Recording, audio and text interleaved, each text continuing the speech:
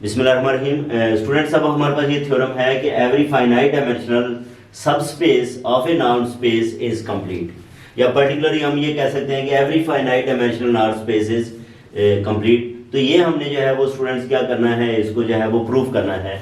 तो हम क्या कंसिडर कर लेंगे, सबसे पहले एक फाइनाइट डायमेंशनल सबस्पेस M जो है ये गिवन है। तो हम लेट करते हैं, let M be the finite dimensional subspace of a non space. ठीक है, इस नॉन स्पेस की ये क्या है, ये सब स्पेस है।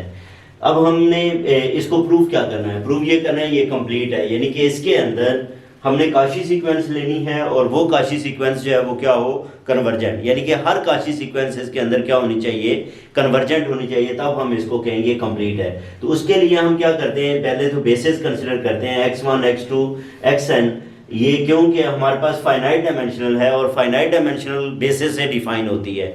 तो ये हमारे पास x1 x2 xn ये क्या है, ये m के बेसिस हैं। और xm जो है ये हमने क्या किया, एक सीक्वेंस ले ली जो कि काशी सीक्वेंस है। ये क्या है, काशी सीक्वेंस है। अगर ये काशी सीक्वेंस है तो हम काशी सीक्वेंस की जो है वो डेफिनेशन को अप्लाई करेंगे। सबसे पहले हम ये देख लेते हैं कि इस xm के एलिमेंट कैसे होंगे। xm किसके इक्वल है, a1m x1 a2m x2 and so on. इसका मतलब यह है कि इधर m की जगह पे p आ जाएगा, तो इधर साथ साथ क्या बनता जाएगा, p बनता जाएगा। और ये एलिमेंट्स हम कहाँ से ले रहे हैं, फील्ड से जो है वो ले रहे हैं, i की वैल्यू 1 से लेके n तक है। अब हम यहाँ पे काशी सीक्वेंस की जो डेफिनेशन है उसको अगर अप्लाई करें तो इसका मतलब यह है कि given any epsilon greater than 0 there is a natural number and naught such that. ये हम बार बार यूज करके आ चुके हैं। अगर आप शुरू से जो है वो तमाम वीडियोस को देख के आएंगे तरतीब से तो प्रॉब्लम नहीं होगी कि for all M P greater than N naught. अब यहाँ पे देखें, इधर m हमने लिख लिया, इधर p that is less than epsilon. ये किसकी डेफिनेशन थी, ये हमारे पास जो है वो काशी सीक्वेंस की जो है वो डेफिनेशन है। अगर मैं इसको इधर से लिखना शुरू करूँ तो इसका मतलब एप्सिलॉन ग्रेटर है इससे, यानी कि ये जो एप्सिलॉन है ये इससे ग्रेटर है।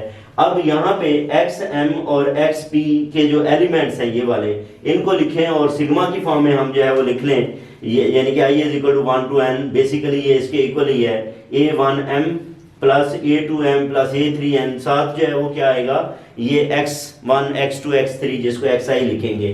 फिर इसी तरह जो है xp का एलिमेंट अगर हम लिखें तो ये aip और साथ xi आ जाएगा। दोनों में से क्या कॉमन है, xi कॉमन है, तो xi को जो है वो कॉमन ले लिया इधर, क्योंकि इसकी वैल्यू हमने रिप्लेस की है तो आगे इसका क्या आ जाएगा, नॉर्म भी आ जाएगा। ये एक लेमा जो हम पढ़ के आए हैं उसके मुताबिक हम इसको लिख सकते हैं, क्या लिख सकते हैं कि ये ग्रेटर देन इक्वल टू होगा c और साथ इसका जो हमारे पास नंबर है इनका क्या आ जाएगा, mod i is equal to 1 to n, i is equal to 1 to n। अगर हम जो है वो स्टूडेंट्स इसी बात को जो है वो लिखें मैं तो ये एप्सिलॉन ग्रेटर देन दिस आ गया है, ये एप्सिलॉन जो है वो इससे क्या है, ग्रेटर है।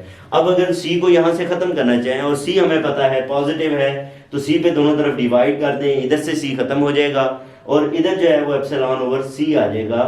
ये जो हमारे पास वैल्यू है एप्सिलॉन ओवर c, इसमें ये देखें कि इनइक्वालिटी जो है वो चेंज नहीं हुई, इनइक्वालिटी जो है वो उसी तरह ही बरकरार है। तो ये स्टूडेंट्स हमारे पास रिजल्ट आ गया, इस रिजल्ट को आगे हम यूज करते हैं। अब आ जाए यहाँ पे दोबारा शुरू करते हैं कि फॉर ऑल MP, इसको भी हम बेसिकली क्या कर रहे होते हैं कि ये जो काशी सीक्वेंस है इसको हम R या उसमें C के अंदर लेके जाते हैं और R और C का हमें पता है कि वो कंप्लीट है, यानी कि उसके अंदर हर काशी सीक्वेंस कन्वर्ज करती है। बहरहाल ये है कि इधर से फिर हम इसको करें तो for all MP greater than equal to n naught, इस रिजल्ट से हम जो है वो आ जाते हैं। ठीक है, अब यहाँ पे देखें कि इसके लिए greater than equal to m naught aim minus aip, ये जो है वो हमेशा आपको पता है इससे ग्रेटर लेस होगा।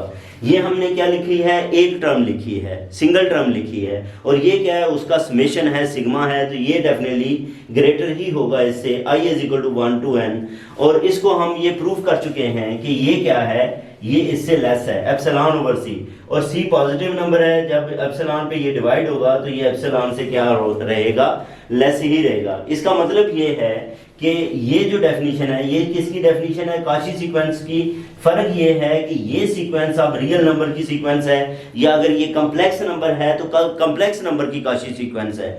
ठीक है, तो ये आर और सी के अंदर जो है वो काशी सीक्वेंस आ गई। आर और सी जो है वो क्या है, कंप्लीट है। तो इसका मतलब ये जो काशी सीक्वेंस है ये क्या है, ये कन्वर्जेंट है। ये काशी सीक्वेंस जो है वो इसके अंदर कन्वर्जेंट है। तो अगर ये हमारे पास जो है वो कन्वर्जेंट है तो अब हमने जो है वो बात करनी है कि ये वाली जो काशी सीक्वेंस है ये भी हमारे पास जिस पॉइंट की तरफ कन्वर्ज करती है वो पॉइंट जो है वो उस स्पेस को जो है वो क्या करता है, बिलोंग करता है। अभी स्टूडेंट्स हमने ये प्रूव किया कि ये जो AIM है, AIM ये काशी सीक्वेंस है किसके अंदर, रियल लाइन के अंदर या कॉम्प्लेक्स के अंदर। तो और रियल लाइन और कॉम्प्लेक्स जो है वो क्या है, कंप्लीट है। कंप्लीट का मतलब ये है कि इनके अंदर हर काशी सीक्वेंस कन्वर्जेंट है। इसका मतलब AIM भी जो है वो AI को कन्वर्ज करेगी। सपोज जब m इन्फिनिटी को अप्रोच करेगा, I = 1 to n। अब हम क्या कर लेते हैं, हम ये कहते हैं कि ये जिस तरफ अप्रोच करता है उसको हम x कह देते हैं। उसको हम क्या कह देते हैं, x कह देते हैं। और x कहाँ से किसको बिलोंग करता है, m को। अब हमने प्रूफ ये करना है कि ये सीरीज जो है वो भी x को ही कन्वर्ज करती है, यानी कि x m - x नॉर्म जो है वो अप्रोचेस टू 0 होगा as m approaches to infinity. ठीक है, तो इसके लिए हम क्या करते हैं, ये देखें x m की जगह पे उसकी वैल्यू को पुट करें तो AIM xi आ जाएगा। x की जगह पे -AI xi आ जाएगा, जो कि ये लिखा हुआ है सिग्मा की फॉर्म में। दोनों तरफ जो है ये डेफिनेटली इसका नॉर्म था तो इधर भी क्या आ जाएगा, नॉर्म आ जाएगा। अब ये तो रियल नंबर्स हैं, इसके ऊपर मॉड आएगा, ये वेक्टर है इसके ऊपर नॉर्म आएगा।